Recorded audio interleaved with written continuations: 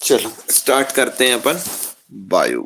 ठीक है, तो सबसे पहले तो मैं ये बता देता हूँ एक स्मॉल सा इंट्रोडक्शन कि भैया इसमें हम पढ़ेंगे क्या क्या, है ना। चलो, तो देखो, अगर हम यहाँ पर देखें,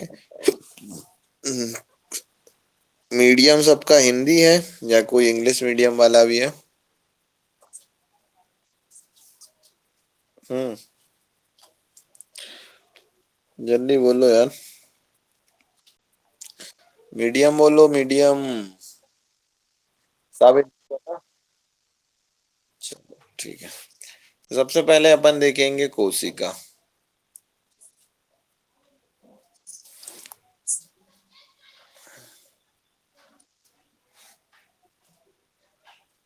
सेल, ठीक है। फिर दूसरे नंबर पर अपन देखेंगे ऊतक। ऊतक यानी कि टीसू, ठीक है। फिर उसके बाद अपन देखेंगे पाचन तंत्र, ठीक है, डाइजेस्टिव सिस्टम। फिर उसके बाद अपन देखेंगे परिसंचरण तंत्र, सर्कुलेटरी सिस्टम। फिर उसके बाद अपन देखेंगे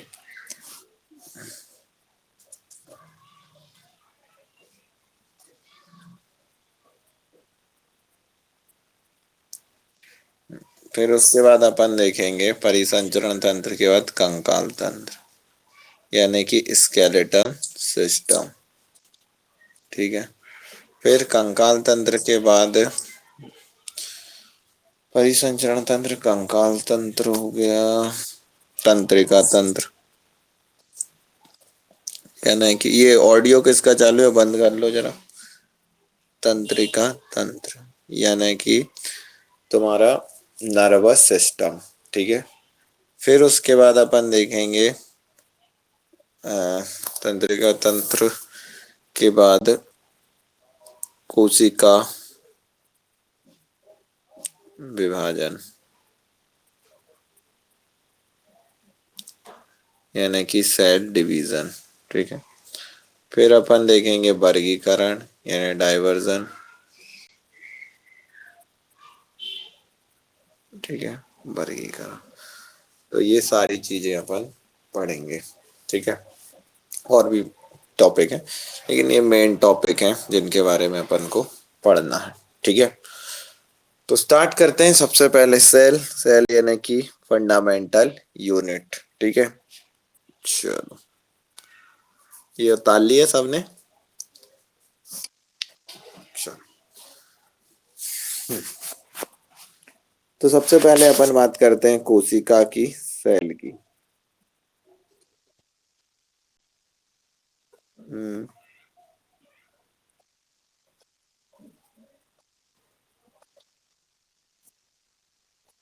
फिर से बोलो जरा, आवाज साफ नहीं आई तुम्हारी।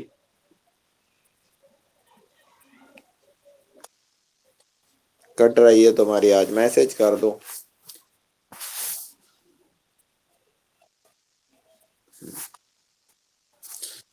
चलो, तो सेल की अगर बात करें तो पहली चीज तो ये कि सेल जो है वो तुम्हारी फंडामेंटल यूनिट है, को मूलभूत इकाई है तुम्हारे शरीर की। मूलभूत इकाई है मतलब कि तुम्हारा पूरा शरीर, शरीर का एक एक अंग, चाहे वो कोई भी अंग हो, वो किससे बना है, कोशिका से मिलकर बना है, ठीक है। शरीर का एक एक अंग, तुम्हारे बाल, नाखून, त्वचा, लीवर, किडनी, ठीक है, हर एक चीज जो है वो किससे मिलकर बनी हुई है, तुम्हारी कोशिका से मिलकर बनी हुई है, ठीक है। तो तुम्हारी फंडामेंटल यूनिट की अगर मैं बात करूं तो फंडामेंटल यूनिट क्या है, तुम्हारी कोशिका है, ठीक है। अब कोशिका की अगर बात करूं तो तुम्हारे शरीर में जो है वो एक ही प्रकार की कोशिकाएं नहीं होती है, तुम्हारे शरीर में जो है वो अलग अलग प्रकार की कोशिकाएं होती हैं, अलग अलग प्रकार की कोशिका होती है, ठीक है। और ये अलग अलग प्रकार की जो कोशिका है वो अलग अलग प्रकार का काम करती हैं।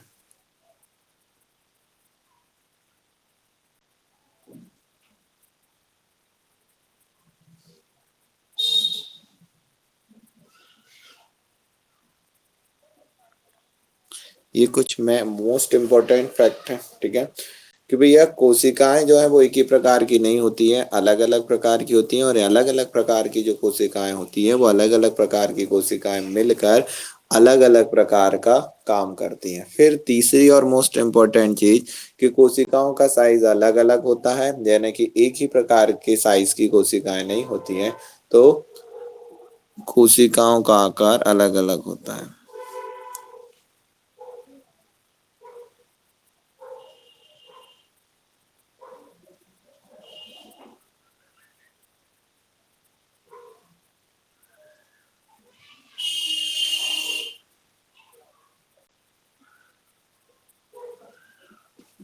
ठीक है, कोशिकाओं का जो आकार है वो अलग अलग होता है। क्लियर?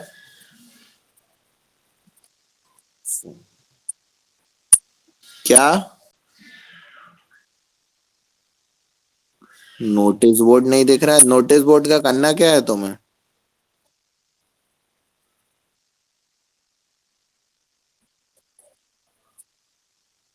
कौन, नाम क्या है तुम्हारा? पूजा पाल? तो क्या जो तुम्हें अभी बोर्ड दिख रहा है, बाकी सब तुम एक काम करो, पहली क्लास है क्या है तुम्हारी? पिन करो जरा नीचे की तरफ, बहुत सारे नाम दिख रहे होंगे, और उसमें एक बोर्ड वाला डब्बा भी दिख रहा होगा, उस पे टच कर दो। कर दिया? अरे उस पे टच तो करो, पिन तो करो उसे।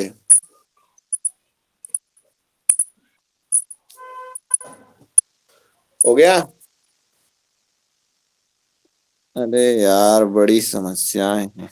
चलो देख लो। अम, यहाँ पर देखो जरा, ये तुम्हारे जो ऐसे कुछ बहुत सारे डब्बे दिख रहे हैं, हैं? अरे यार, स्क्रीन शेयर करके रखिए, तुम्हें तो दिख रहा है ना?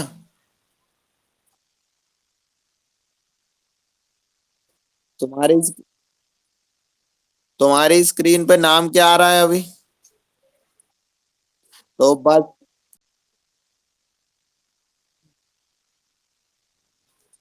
तो तुम्हारे नाम जो नीचे जो एक और डब्बा है ना मेरा वाला, जहां पर राहुल लिखा है, राहुल गौर, बस उस पे पिन कर दो, ऐसा। ठीक है। चलो। ओ, अब दिखने लगेगा। बस मेरी स्क्रीन पर टच करके रखना, बाकी का सब दिखने लगेगा। कर दिया?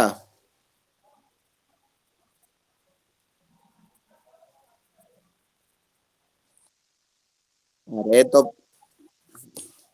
बस फिर अब हम उससे ज्यादा कुछ नहीं कर सकते। ये दिख रहा है, बोर्ड दिख रहा है? चलो देखो, तो यहाँ पर अगर बात करें तो तीन चीजें तुम्हें याद रखनी है। वो तीन चीजें क्या हैं? वो तीन चीजें हैं कि भैया जो कोशिका भेद, वो कोशिका जो है वो अलग अलग प्रकार की कोशिकाएं होती हैं। ठीक है, सबके आकार अलग अलग होते हैं और सबके काम भी अलग अलग होते हैं। क्लियर? चलो, अब हम जो कोशिका देखेंगे वो गोल में देखेंगे, ठीक है।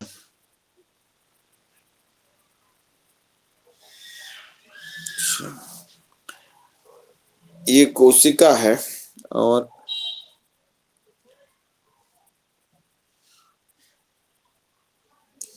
ठीक है। हम्म, और कोशिका के, यार ये तो कुछ ज्यादा ही हाईलाइट हो गया, कलर एक ही हाईलाइट का। हम्म,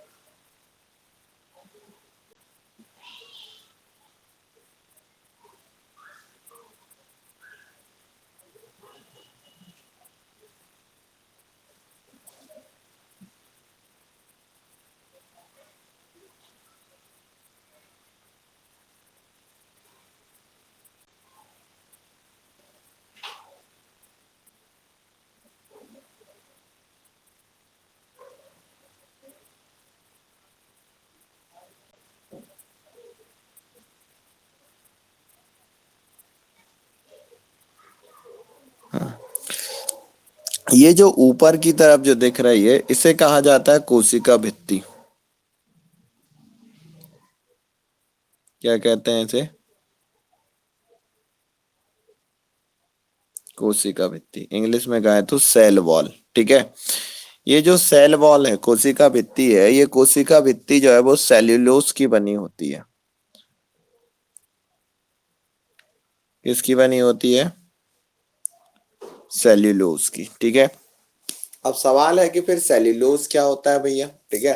ये कोशिका भित्ति जो है वो सेल्यूलोज की बनी होती है, तो फिर सेल्यूलोज होता क्या है? तो सेल्यूलोज तुमने कैप्सूल सबने देखा होगा। ठीक है। तो कैप्सूल के जो ऊपर की जो खोल होती है, ठीक है, वो किसकी? सेल्यूलोज की ही बनी होती है। जो ऊपर की जो खोल होती है वो सेल्यूलोज की बनी होती है। और ये सेल्यूलोज एक्चुअल में क्या है? ये कार्बोहाइड्रेट का ही एक रूप होता है। ठीक है। जो सेल्यूलोज होता है वो सेल्यूलोज कार्बोहाइड्रेट का ही एक रूप होता है। क्लियर?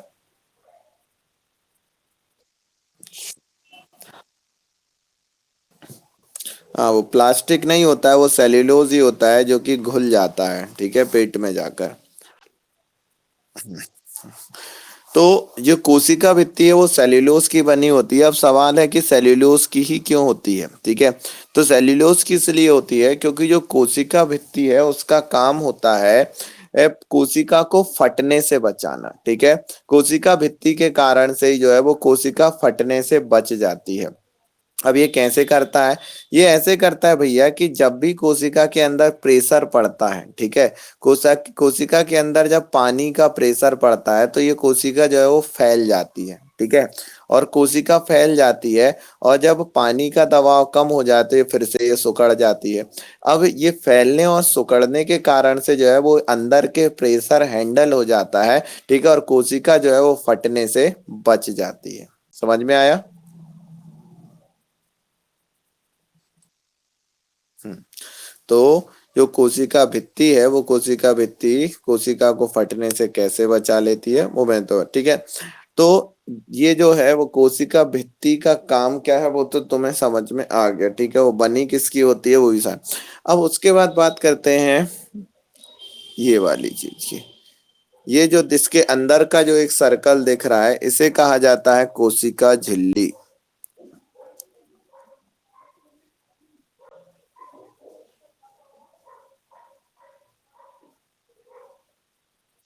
कोशिका झिल्ली, इंग्लिश में कहें तो इसे कहते हैं सेल मेम्ब्रेन्स। क्या कहते हैं? Cell membranes. ठीक है। अब सेल मेम्ब्रेन्स का काम क्या होता है? सेल मेम्ब्रेन्स का काम होता है भैया कि O2 को अंदर जाने देना, CO2 को बाहर निकालना,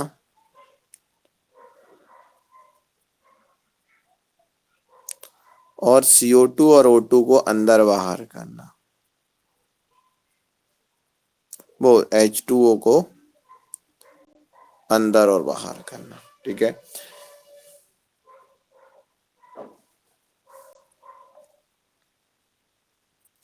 ठीक है। तो O2 को अंदर जाने देना, CO2 को बाहर निकालना, और H2O को जो है वो अंदर और बाहर दोनों तरफ करना। क्लियर?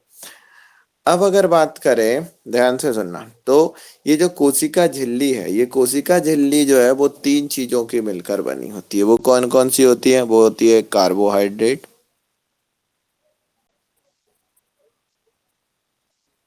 दूसरा होता है वसा,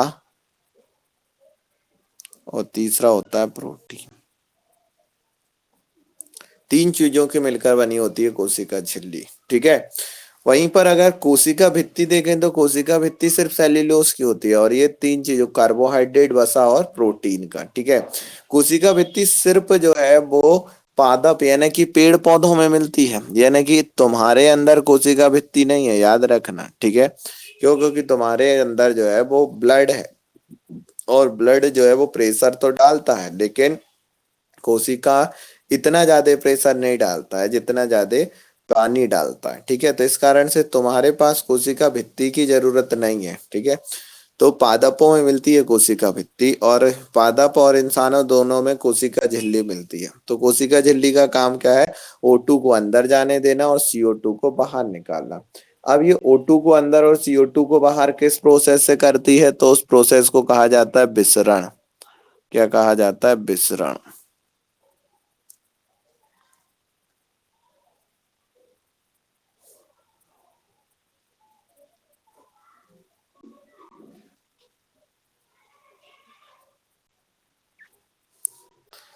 उसे कहते हैं हम विसरण।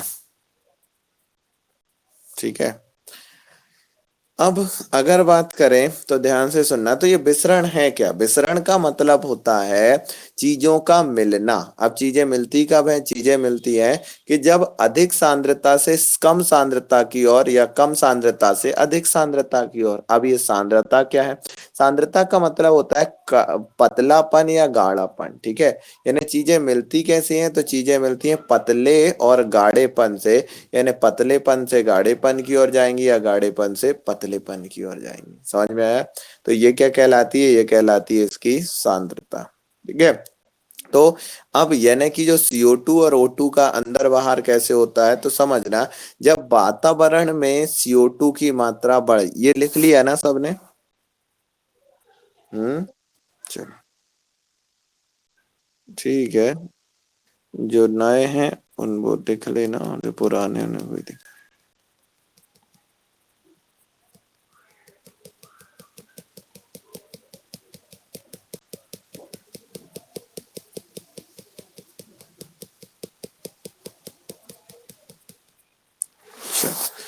तो विसरण है क्या, वो मैं समझाता हूँ। देखो, तो विसरण की अगर मैं बात करूं, जैसे कि बाहर के एटमॉस्फेयर में O2 की मात्रा बढ़ जाए, ठीक है, और अंदर की तरफ जो है वो O2 की मात्रा कम हो जाए। ठीक है।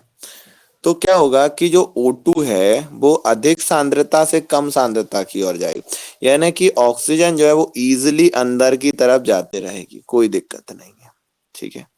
लेकिन यानी तुमने देखा है कि अभी अगर तुम बात करो तो तुम्हारी ब्रीदिंग नॉर्मल है, यानी कि तुम्हारी जो सांसें हैं वो बिल्कुल नॉर्मल चल रही हैं। ऐसा तो नहीं है ना कि तुम तेज तेज सांस ले रहे हो, है क्या ऐसा?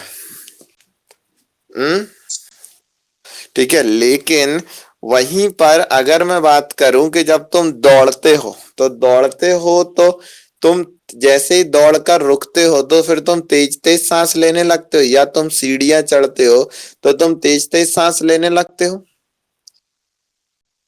अभी ऐसा क्यों होता है उसे समझना जरा। देखो, अभी तुम जो है वो नॉर्मल ब्रीदिंग कर रहे हो, कारण क्या है? क्योंकि तुम्हारे आसपास के वातावरण में जो है वो, आसपास के वातावरण में ऑक्सीजन की मात्रा सफिशिएंट है, यानी इतनी ऑक्सीजन है जितनी तुम्हारी कोशिका के अंदर ऑक्सीजन की कमी, यानी कि तुम्हारे आसपास के वातावरण में ऑक्सीजन ज्यादा है और तुम्हारी कोशिका के अंदर ऑक्सीजन कम है। तो इजिली जो है वातावरण की ऑक्सीजन अंदर जा पा रही है। ठीक है, कोई दिक्कत नहीं है। लेकिन जब तुम दौड़ते हो तो ऑक्सीजन की डिमांड बढ़ जाती है। क्यों बढ़ जाती है? क्योंकि तुम दौड़ते हो तो तुम्हें एनर्जी की जरूरत होती है, और एनर्जी की जरूरत होती है तो वो एनर्जी बनाने के लिए ऑक्सीजन की जरूरत होती है। ठीक है। क्यों? ये एनर्जी बनाने के लिए ऑक्सीजन क्यों चाहिए? क्योंकि भैया, कि जो तुमने खाना खाया है और उस खाने से जो ग्लूकोज मिला है तुमको, उस ग्लूकोज का उपयोग और ऑक्सीजन का उपयोग करके ऊर्जा बनाई जाती है। ठीक है। तो अब जब तुम दौड़ रहे हो तो तुम्हें ज्यादा ऊर्जा की जरूरत है, और ज्यादा ऊर्जा की जरूरत होने के कारण से तुम्हारे कोशिका के अंदर जो है ज्यादा ऑक्सीजन की मांग पूरी हो रही है, और इसके कारण से कोशिका के अंदर ऑक्सीजन में तेजी से कमी आ रही है।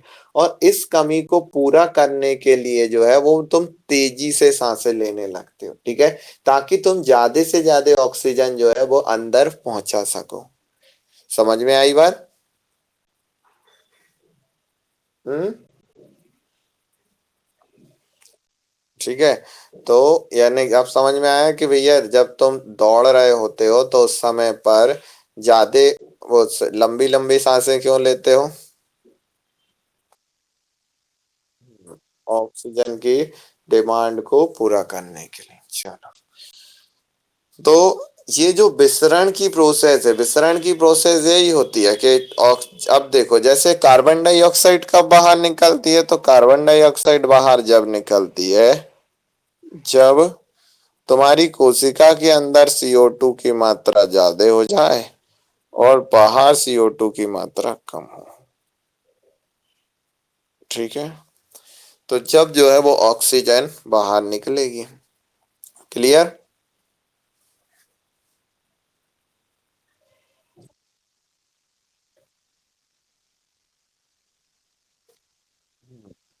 बिल्कुल ठीक है।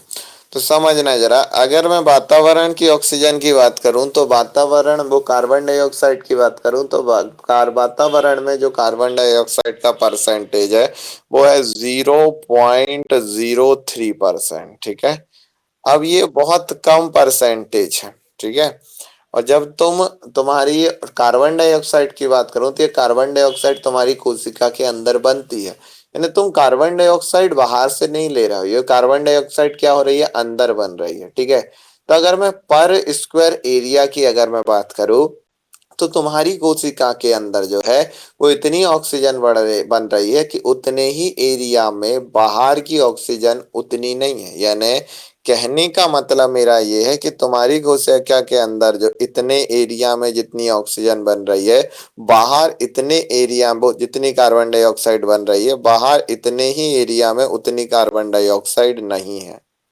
समझ में आया? नहीं आया? देखो, मैं अगर कहूँ दूसरे एग्जांपल से समझो, जैसे कि अगर मैं तुमसे कहूँ कि अम, हाँ, ऐसा करते हैं अपन कि एक तुमने कटोरी ली। ठीक है, कटोरी ली और एक थाली ली, और तुमने एक कप पानी लिया। ठीक है, और एक कप पानी तुमने कटोरी में डाला और एक कप पानी तुमने थाली में डाला। ठीक है, एक ही कप पानी था, लेकिन थाली का पानी पूरा फैल गया, पूरी थाली में फैल गया। अब मैं अगर तुमसे कहूं कि 1 सेंटीमीटर लंबा और 1 सेंटीमीटर चौड़ा एक आयत, वो एक वर्ग बनाओ। ठीक है, बना लिया तुमने। ठीक है, और ऐसा ही 1 सेंटीमीटर लंबा और 1 सेंटीमीटर चौड़ा एक वर्ग बनाओ, तो तुम मुझे बताओ किस में पानी ज्यादा आएगा, किस वर्ग में? कटोरी वाले में। क्यों कटोरी वाले में ज्यादा पानी आएगा? क्योंकि वो गहरा है, छोटा नहीं है, क्योंकि एरिया तो दोनों का ही बड़ा है ना, 1 सेंटीमीटर ज्यादा, 1 सेंटीमीटर लंबा, 1 सेंटीमीटर चौड़ा। लेकिन कटोरी में पानी जो है वो गहराई ज्यादा है, वहीं थाली का पानी फैल गया है तो उसमें क्या है, गहराई कम है। तो 1 सेंटीमीटर चौड़े और 1 सेंटीमीटर लंबे अब वर्ग की अगर मैं बात करूं तो उसमें जो कटोरी का पानी है उसमें ज्यादा पानी आएगा और इसमें कम पानी आएगा। आएगा। तो बस यही अंतर यहाँ भी है कि जो वातावरण में जो ऑक्सीजन है वो बहुत ज्यादा है तुम्हारी कोशिका के अंदर से। ठीक है, लेकिन ये ऑक्सीजन पूरे वातावरण में फैली, यानी कि पूरे वातावरण की, यानी पूरे पृथ्वी के चारों ओर जो वायुमंडल है उस पूरे वायुमंडल में अगर मैं और कार्बन डाइऑक्साइड देखूं तो वो कार्बन डाइऑक्साइड जो है वो 0.03 है, जो कि बहुत बड़ी मात्रा है। ठीक है, लेकिन वहीं तुम्हारी कोशिका में अगर मैं बात करूं तो जितनी बड़ी तुम्हारी कोशिका उतना ही बड़ा अगर बाहर का मैं एक कोई टुकड़ा लूं, ठीक है, बाहर का उतना ही बड़ा अगर मैं कोई भी टुकड़ा लूं, तो वहां उतनी कोशिका और बाहर के उतने ही बड़े टुकड़े में अगर मैं कार्बन डाइऑक्साइड को कंपेयर करूं तो तुम्हारी कोशिका के अंदर की कार्बन डाइऑक्साइड ज्यादा होगी और बाहर के उतने ही बड़े टुकड़े की कार्बन डाइऑक्साइड कम होगी। समझा? क्यों? क्योंकि बाहर जो कार्बन डाइऑक्साइड वो फैली हुई है। ठीक है, और तुम्हारी जो कोशिका है उसमें कार्बन डाइऑक्साइड इकट्ठी है। समझ में आया?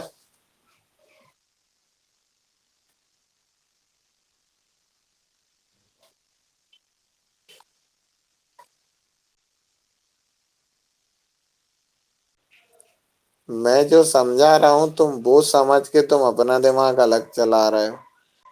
मैंने जो समझाया वो समझ में आया या नहीं, पहले ये बताओ तुम कि क्या समझ में आया तुम्हारे? मैं सिर्फ इतना समझाना चाह रहा हूं कि अगर मैं कहूं कि तुम्हारी कोशिका जो है वो इतनी बड़ी है, ठीक है। अब इतनी बड़ी कोशिका में जो है वो जितनी भी कार्बन डाइऑक्साइड बन रही है, ठीक है, जो भी कार्बन डाइऑक्साइड का लेवल, अब अगर इतना ही बड़ा साइज अगर मैं वातावरण में देखूं, ठीक है, इतनी ही बड़े में अगर मैं कहूं, अब इतनी बड़ी कोशिका अगर हम मान भी लें, ठीक है, तो तुम तुम्हारे हाथ के में ऐसा गोला बनाओ, ठीक है, इतना ही बड़ा गोला बना लो हाथ में। अब तुम बताओ कि इतने ही बड़े गोले में कितनी कार्बन डाइऑक्साइड बनेगी बाहर के एटमॉस्फेयर में। शायद तुम जिस कमरे में रह रहे हो उसमें कार्बन डाइऑक्साइड बहुत ही कम होगी, ठीक है। या अगर तुम बाहर होगे तो कार्बन डाइऑक्साइड जो है और भी कम हो, क्योंकि कार्बन डाइऑक्साइड का लेवल हर जगह एक जैसा तो है नहीं। क्यों? क्योंकि जहां पर प्रदूषण ज्यादा है वहां पर कार्बन डाइऑक्साइड ज्यादा है, जहां पर प्रदूषण कम है वहां पर कार्बन डाइऑक्साइड कम है, रहता है, ठीक है। तो जहां पर कार्बन डाइऑक्साइड, जहां पर प्रदूषण कम है वहां पर कार्बन डाइऑक्साइड कम है। और लेकिन तुम्हारी कोशिका में तो रोज कार्बन डाइऑक्साइड बन रही है, ठीक है। तो अगर मैं बात करूं उतने ही एरिया में बाहर के एटमॉस्फेयर में कार्बन डाइऑक्साइड कम है, और उतने ही एरिया में कोशिका के अंदर में कार्बन डाइऑक्साइड ज्यादा है, ठीक है। तो हम साइज से कंपैरिजन करते हैं, ना कि हम टोटल कंपैरिजन करते हैं, ठीक है। हम सिर्फ साइज से कंपैरिजन कर रहे हैं, टोटल कंपैरिजन हम नहीं कर रहे हैं। चलो, तो ये जो है वो विसरण की प्रोसेस से जाता है, तो कैसे जाता है वो तुम्हारे समझ में आ गया होगा। चलो, अब आगे देखते हैं।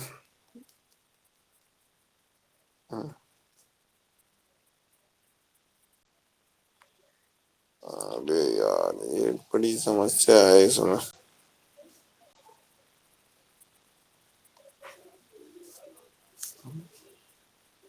अच्छा, हो जाता है ऐसा और ऐसा।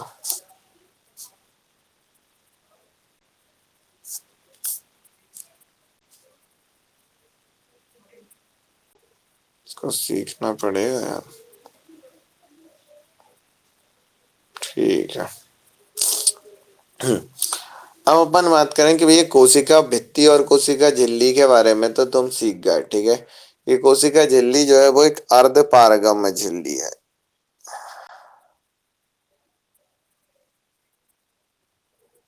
कैसी झिल्ली है? अर्ध पारगम। अर्ध पारगम झिल्ली का मतलब होता है जिसमें चीजें जो है वो आर पार इजिली हो सके, वो अर्ध पारगम कहलाती है, ठीक है। अब जरा और आगे देखते हैं अपन।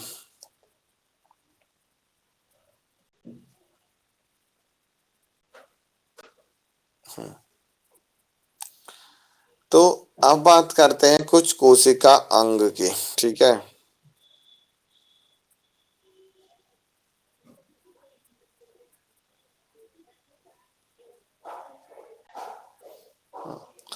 तो कोशिका के कुछ अंगों की बात करें तो सबसे पहले हम बात करते हैं माइक्रोकांडिया की।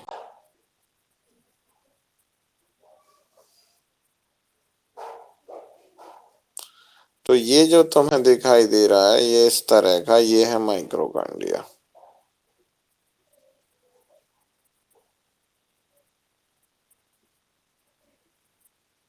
ठीक है। माइक्रोकांडिया।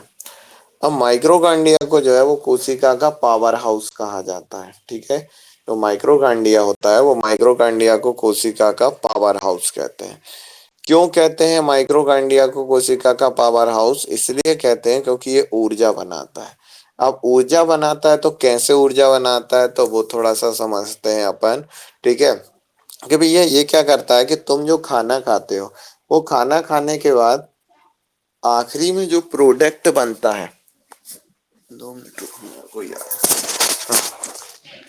ठीक है, आखिरी में जो प्रोडक्ट बनता है, वो आखिरी में प्रोडक्ट क्या बनता है, वो बनता है ग्लूकोज, ठीक है। कि जो भी तुम खाना खाओगे वो खाना खाने के बाद आखिरी में जो प्रोडक्ट बनेगा वो क्या बनेगा? ग्लूकोज बनेगा। अब ये ग्लूकोज जो है वो तुम्हारी कोशिका के अंदर जाता है, ठीक है। ये ग्लूकोज जो है वो तुम्हारी कोशिका के अंदर जाएगा, और कोशिका के अंदर जाने के बाद ये वातावरण से लेगा ऑक्सीजन। ग्लूकोज का सूत्र क्या है, C6H12 और O6। और ये वातावरण से क्या लेगा, ऑक्सीजन। और ऑक्सीजन लेने के बाद ये बनाएगा ऊर्जा यानी एनर्जी। और दूसरी चीज जो बनाएगा वो क्या, CO2। ये दो चीजें बनाएगा, और ये CO2 जो है वो बाहर निकल जाएगी। तो जब तुम सांस लेते हो तो क्या आती है उसके साथ, ऑक्सीजन। और जब तुम सांस छोड़ते हो तो उसके साथ क्या बाहर निकल जाती है, तुम्हारी कार्बन डाइऑक्साइड। ठीक है, तो सांस लेने पर जो है वो ऑक्सीजन आती है, और सांस छोड़ने पर जो है वो कार्बन डाइऑक्साइड बाहर निकल जाती है। क्लियर। ठीक है। क्या, चलो तो यहाँ जो है इस तरह माइक्रोकांडिया में ऊर्जा बनती है, और इसलिए माइक्रोकांडिया को जो है वो कोशिका का पावर हाउस कहा जाता है। समझ में आया। तो माइक्रोकांडिया को कोशिका का पावर हाउस क्यों कहते हैं।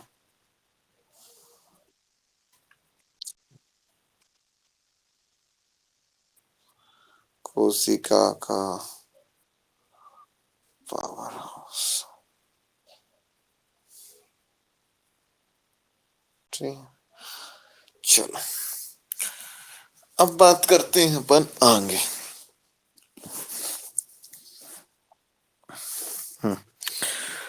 तो माइक्रोकांडिया एक ऐसी चीज है जिसके खुद के डीएनए होते हैं। ठीक है। जंतु कोशिकाओं की अगर बात करूं, यानी कि जंतु कोशिका मतलब इंसान और पेड़ वो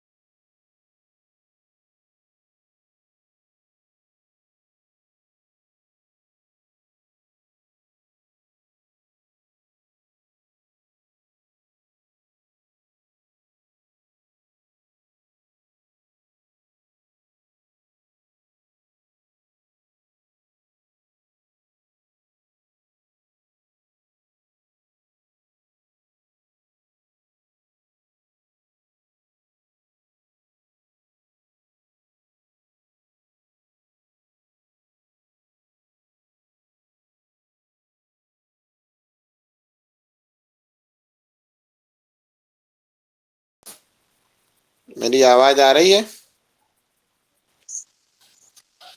ये क्या हो गया था यार एकदम से। रिकॉर्डिंग हो रही कि नहीं? हाँ। हम्म।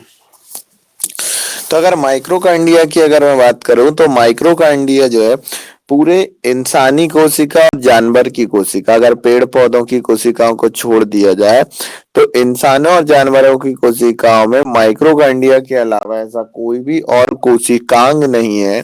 कोशिकांग का मतलब होता है कोशिका के अंग।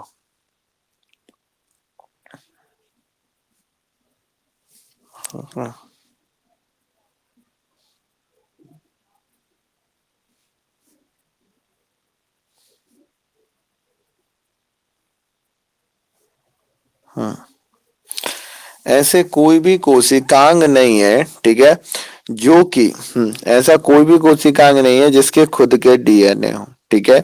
तो जंतु कोशिका में सिर्फ माइक्रोकांडिया के ही खुद के डीएनए होते। जंतु मतलब, यहाँ जंतु को मतलब जानवर नहीं होता, जंतु का मतलब इंसान और जानवर दोनों होते हैं, ठीक है। तो जंतु कोशिका में जो है, ये लिख लो, जंतु कोशिका में केवल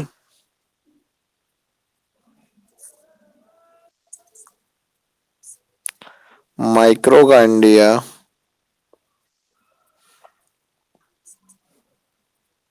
के ही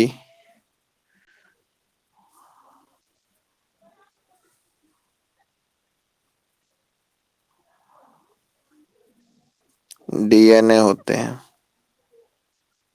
ठीक है।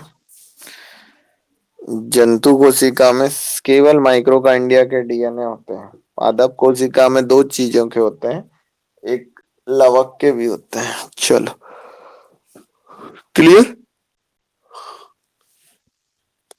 चलिए, काम करते हैं, एक बढ़िया सेल की फोटो कर लेते हैं ताकि प्रॉब्लम ना हो कोई। 2 मिनट रुकना है, मैं एक सेल की फोटो डाउनलोड कर लेता हूँ ताकि ये बार बार सेल बनाने की झंझट खत्म हो जाए, ताकि टाइम की बचत हो सके। और पुताई उताई हो गई तुम्हारी? क्या? तो और कौन से पूछूंगा? तो घर वाले अच्छे ही रगड़ रहे होंगे।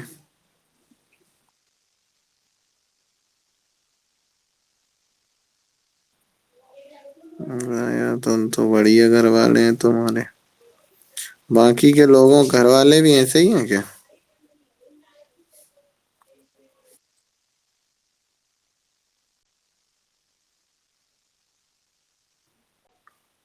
अरे बाकी के लोगों से पूछ रहे हैं उनका, तुम्हारे घर वाले भी ऐसे ही होगा? हैं? अच्छे ही रगड़ते होंगे तुम्हारे घर वाले। कौन बोल रहा है जी बिल्कुल भी नहीं करते? हैं? कौन, आरती? अरे वाह यार आरती, तू नौकरी कर रही थे का? आज घर वाले जाते कर चुके हैं नहीं? अच्छा, तो तू फिर लड़त होगी दो ही? अरे ऐसा हो ही नहीं सकता यार। दो ही लोगों से घर वाले कुछ नहीं बोलते, एक तो नौकरी करने वालों से या लड़ाकू से। ठीक है बात है। हाँ तो फिर तो तू पक्का लड़ती होगी। अरे नहीं तो घर वाले और छोड़ दें काम काज है। हाँ तो वही वाली बात हुई फिर तो, यार तू बहनों पर रोब जमाती है। शो- शोषण कर रही तू इनका है।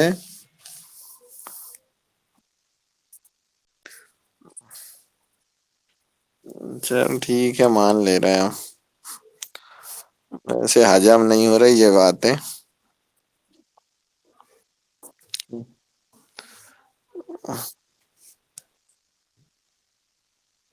तो चलो को जाए ना, धीरे से तो रखो।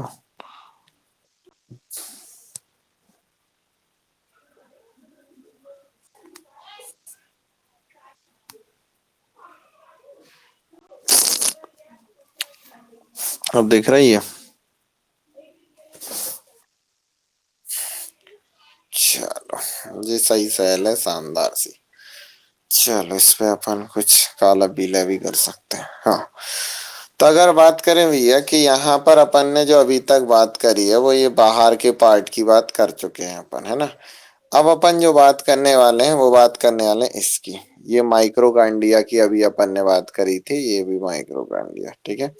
तो अभी अपन ने इस माइक्रोकांडिया की बात करी थी, तो ये जो माइक्रोकांडिया तुम जो देख रहे हो, ये इसके अंदर देखो किस तरह की संरचना है ये, ठीक है।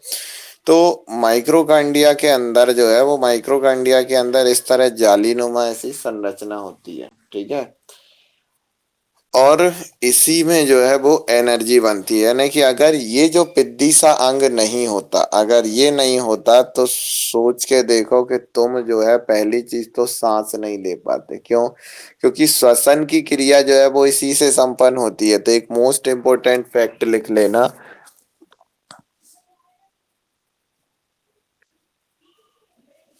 कि श्वसन की क्रिया माइक्रोकांडिया में संपन्न होती है।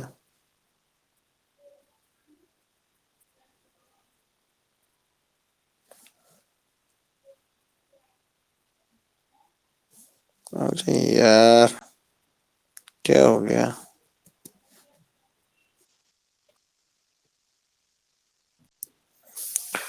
हाँ, ऐसा है भैया, एक कोशिका में एक से ज्यादा माइक्रोकांडिया हो सकते हैं। ये क्या हो गया यार?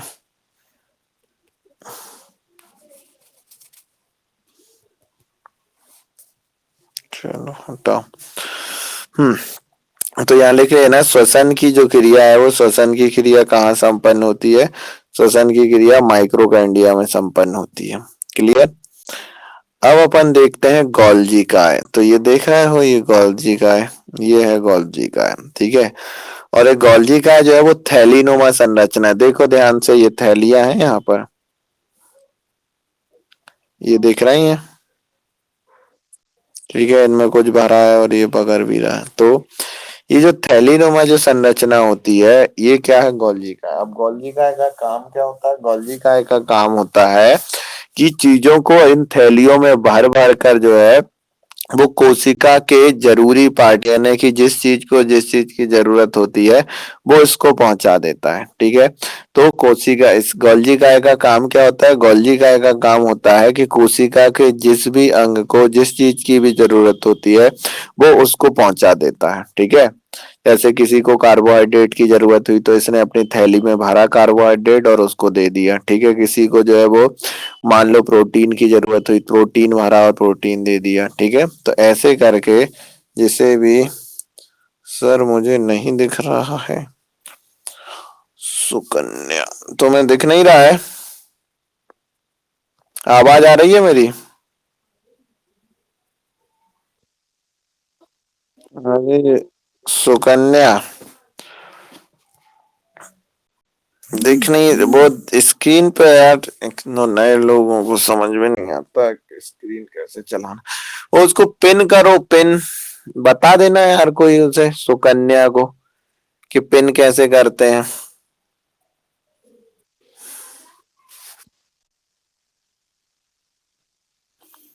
अच्छा ठीक है, ओके। तो उसमें ऑडियो खोल के बोल भी सकते हो बेटा। और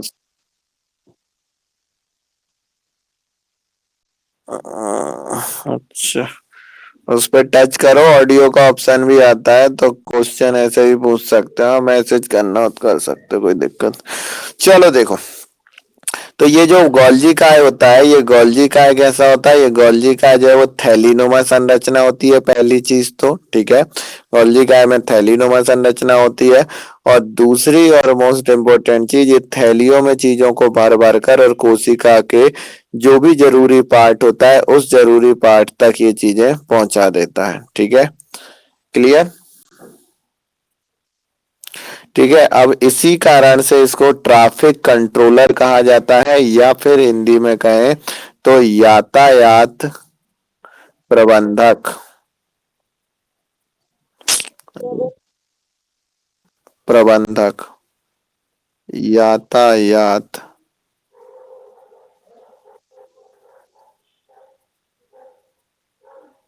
प्रबंधक।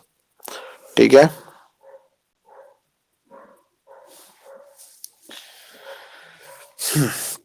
गोल्जी गाय को। क्लियर।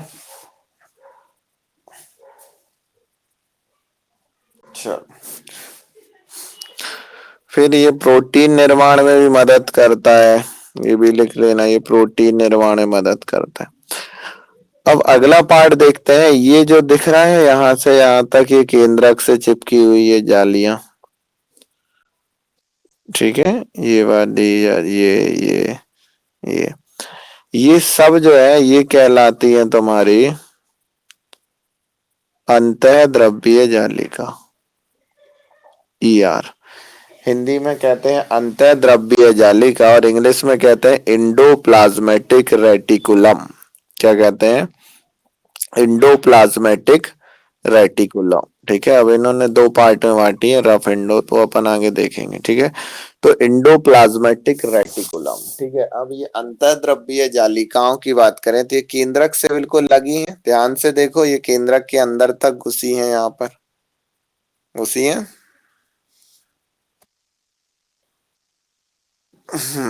ठीक है, तो अगर बात करें कि भैया ये जो है वो केंद्रक के अंदर तक घुसी है, तो ये अंतःद्रव्यीय जालिका की पहली चीज तो ये याद रखना है, ये केंद्रक से लगी हुई होती है। ठीक है, फिर उसके बाद दूसरी चीज तुम्हें क्या याद रखना है? दूसरी चीज तुम्हें याद रखनी है कि जो इंडोप्लाज्मेटिक रेटिकुलम होता है, अंतःद्रव्यीय जालिका होती है, वो दो तरह की होती है।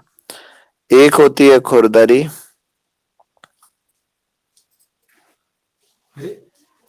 खुरदरी। मौसी क्या आ गई?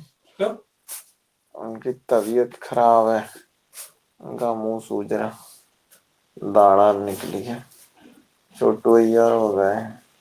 शायद खाना आना वही बनाएगी, कैसा क्या है बेटू, ये बात कर लेना। रोटी लौच ले यार भाई, भूख लग रहा है। तो रखी होंगी देख ले। हाँ, खुरदरी और मुलायम। हमने कुछ नहीं बोला यार भैया। ओ ठीक है।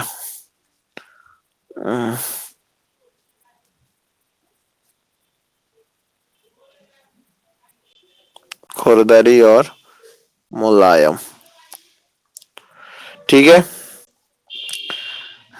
खुरदरी अंतःद्रव्यीय जालिका और मुलायम। अब खुरदरी को खुरदरी क्यों कहते हैं?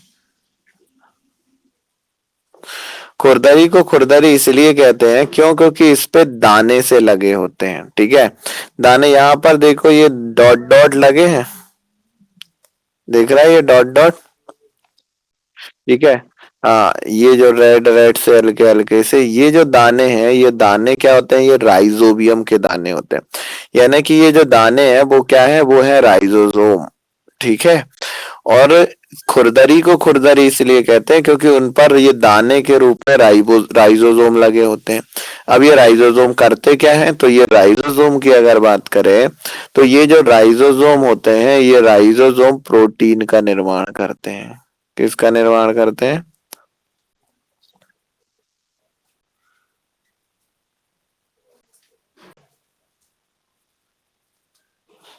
प्रोटीन का। ठीक है, तो जो राइजोसोम होते हैं वो राइजोसोम क्या करते हैं? प्रोटीन का निर्माण करते हैं।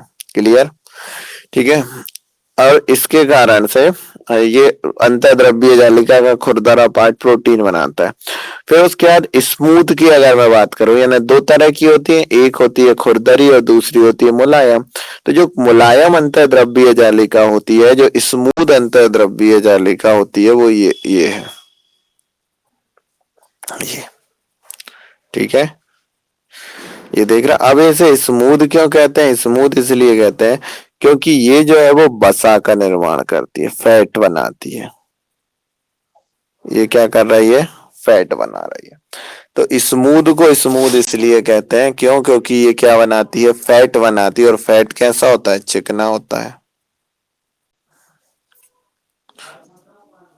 समझ में आया? तो फैट कैसा होता है? चिकना।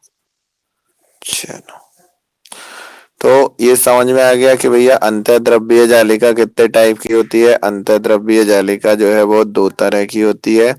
एक होती है रफ एंडोप्लाज्मेटिक रेटिकुलम और दूसरी होती है स्मूथ एंडोप्लाज्मेटिक रेटिकुलम। रफ एंडोप्लाज्मेटिक रेटिकुलम से क्या लगे होते हैं, राइबोसोम,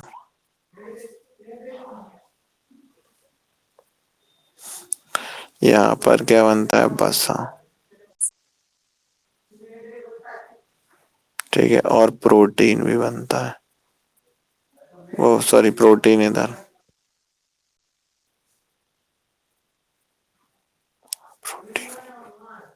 ठीक है। चलो, तो उसके बाद और क्या करता है भैया अंतःद्रव्यीय जालिका। तो अंतःद्रव्यीय जालिका तुम देखो इधर केंद्रक के अंदर तक घुसा हुआ है, ठीक है। अब ये केंद्रक के अंदर घुसा होने के कारण से ये केंद्रक के अंदरूनी भाग और बाहर की तरफ एक कनेक्टिविटी बनाता है। अब इससे क्या होता है कि केंद्रक के अंदर से अगर कोई चीज को बाहर आना है तो वो रास्ता कौन देता है, वो एंडोप्लाज्मेटिक रेटिकुलम ही देता है, ठीक है।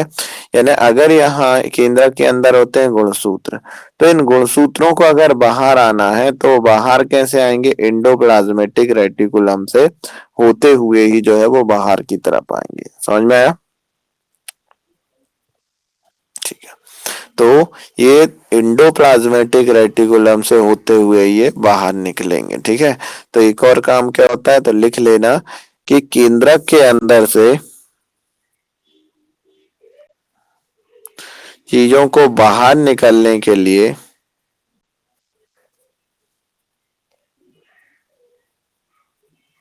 रास्ता देते हैं, ठीक है। क्लियर, चलिए, तो ये हो गया आपका एंडोप्लाज्मेटिक रेटिकुलम। तो आपने पढ़ा क्या, आपने पढ़ लिया भैया माइक्रोकांडिया, आपने पढ़ लिया गोल्जी का है, आपने पढ़ लिया एंडोप्लाज्मेटिक रेटिकुलम, ठीक है। अब अपन देखेंगे प्लास्टिड, लेकिन प्लास्टिड वगैरह कल देखेंगे अपन, ठीक है। चलो, आज के लिए इतना ही, बाकी की चीजों में मुलाकात होगी आपसे कल। ये रिकॉर्डिंग आप देखते रहिए, सुनते रहिए, सुनाते रहिए, दोस्तों को बताते रहिए। हाँ बोलिए। मैथ्स की क्लास कल लगाएंगे आप, एक दिन गैप कर करके लगाए। पेपर सॉल्व कराना है ना उसमें। अच्छा,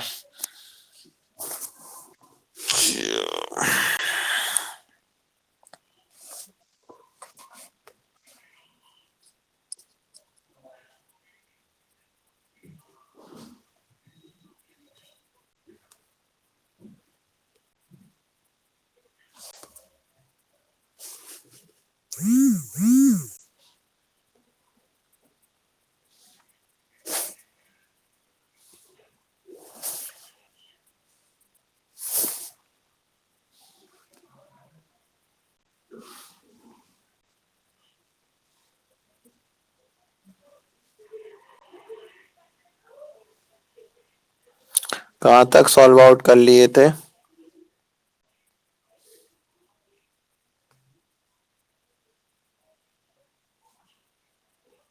ये क्वेश्चन हो गया था ना।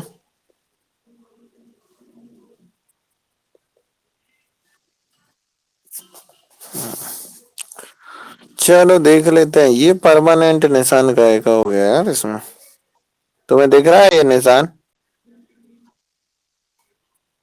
तो ये हट नहीं रहा यार, साला सब हट जा रहा है। चलो, चलो देखो, इस क्वेश्चन की अगर बात करें, थोड़ा जूम करूं, दिख रहा है।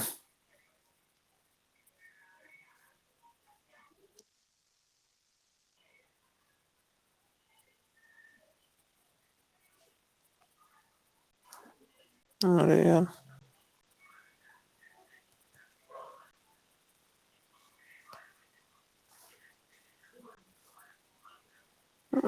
ये इससे ज्यादा जूम हो नहीं पाएगा, इतना ही होगा वो। पेन चल रहा है अभी तो उसका। ये तो यार आगे पीछे भी नहीं, बड़ी समस्या है। फंक्शन समझना थोड़ा मुश्किल काम होता है।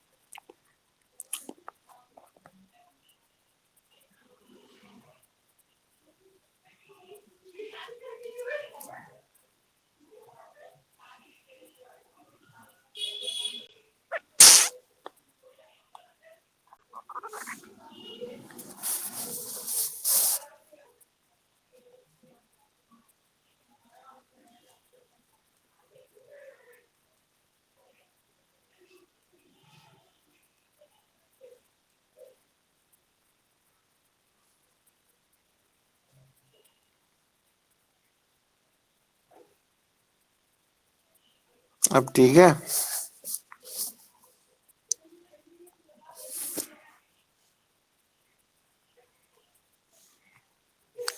बस ऐसे में इतना ही जूम होगा। अब देखो यहाँ पर क्या लिखा है भैया, 2 के ऊपर 3 की घात, ठीक है, इंटू 3 के ऊपर 2 की घात, इंटू 9 इंटू 4।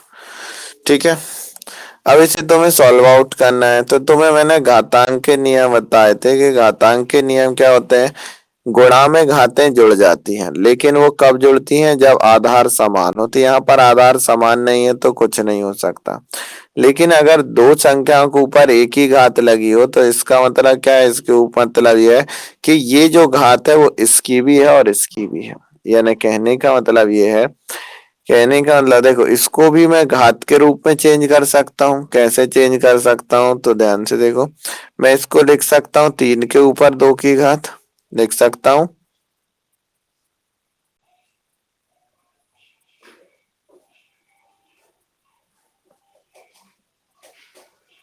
ये 3 है। यहाँ पर मैं लिख सकता हूँ 3 के ऊपर 2 की घात इंटू 2 के ऊपर 2 की घात। क्लियर है? अरे कुछ तो बोला करो। ठीक है, अब ये देखो यहाँ पर आधार वो घातें समान है, तो घातें समान है तो मैं इसे ऐसा लिख सकता हूँ क्या, 2 के ऊपर 3 की घात के ऊपर 3 की घात और इंटू यहाँ पर क्या हो जाएगा, ये दोनों का इंटू हो जाएगा ना, 3 दूनी 6 की घात। लिख सकता हूँ। अरे यार बहुत ही बड़े बल्ला मुंह बोला तो करो। फिर उसके बाद अगर अब की बार हुक्का नहीं भरे तो मैं कहानी बंद कर दूंगा। ठीक है, अपनी कहानियों में हुक्का भरना थोड़ा जरूरी होता है, मजा नहीं आता अपन को। तो 2 के ऊपर 3 की घात, और यहाँ पर अगर बात करें तो इसको मैं ऐसा लिख सकता हूँ, 3 के ऊपर 2 की घात की पावर 2 की घात। क्यों लिख सकता हूँ, क्योंकि दोनों के ऊपर 2 2 की घात लगी है, यानी घातें समान है। क्लियर? हम्म।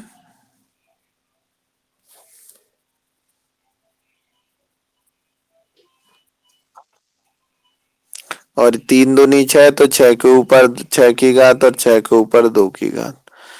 यानी कि यहाँ पर अगर बात करूँ तो गुणा में घातें जुड़ जाएंगी तो 6 के ऊपर 8 की घात आएगा आंसर। आएगा। हम्म। यार तुम रहने दो, तुमसे ना हो पाएगा। हाँ। क्या? हम्म। हम्म। बता कैसे किया था? हम्म।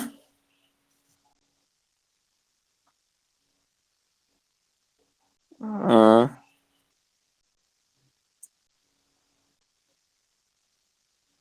हम्म। हम्म।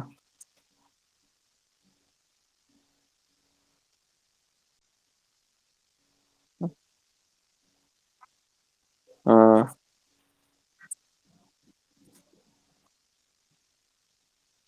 हम्म।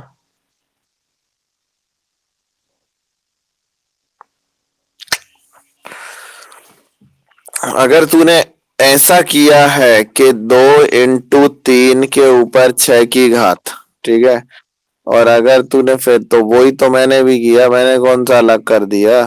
3 के ऊपर 2 की घात, 2 के ऊपर 2 की घात, ठीक है।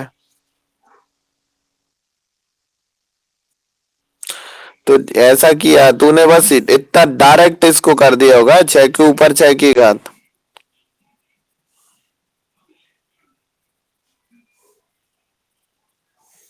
ज्यादा से ज्यादा बस इतना शॉर्ट हो सकता है।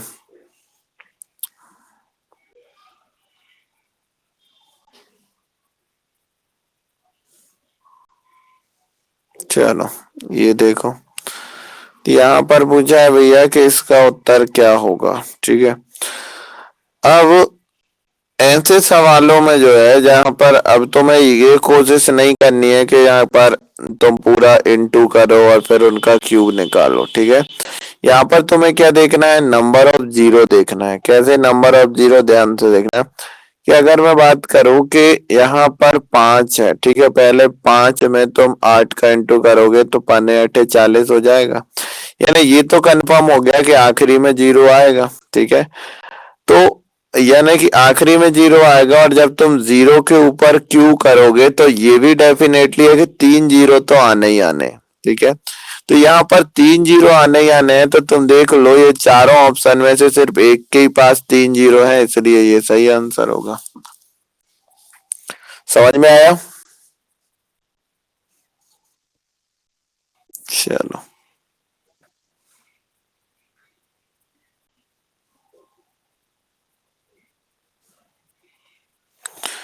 यहाँ पर देखो, 9/12 इनके मध्य निहित है, यानी कि वो पूछ रहा है कि 9/12 जो है वो किस किस के बीच में है, ठीक है।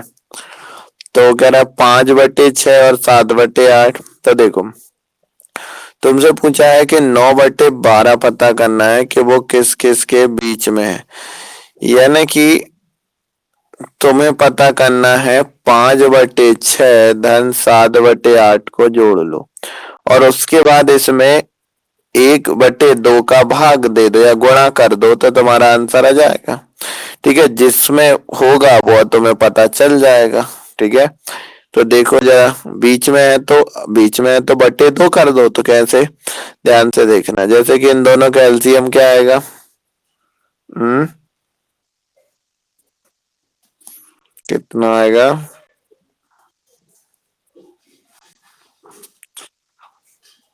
24 भी आ सकता है।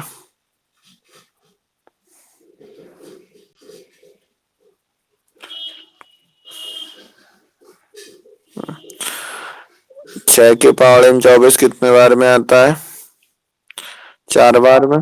तो 5 चौके 20, और 8 के पावड़े में 3 बार में, 7×3 = 21, यानी 41/24, ठीक है। अब अगर तुम इसमें 2 का भाग देते हो, यानी कि बटे में 2 करते हो, ठीक है, तो बटे में 2 करोगे तो क्या हो जाएगा यहाँ पर, क्या यहाँ पर आ रहा है उत्तर 9/12 आ रहा है क्या? जल्दी बताओ। अरे यार भैया बोल क्यों नहीं रहे, मैं नहीं पढ़ा पाऊंगा यार ऐसे। तो मैथ्स सीखनी है को नहीं सीखनी है, पहले ये बताओ।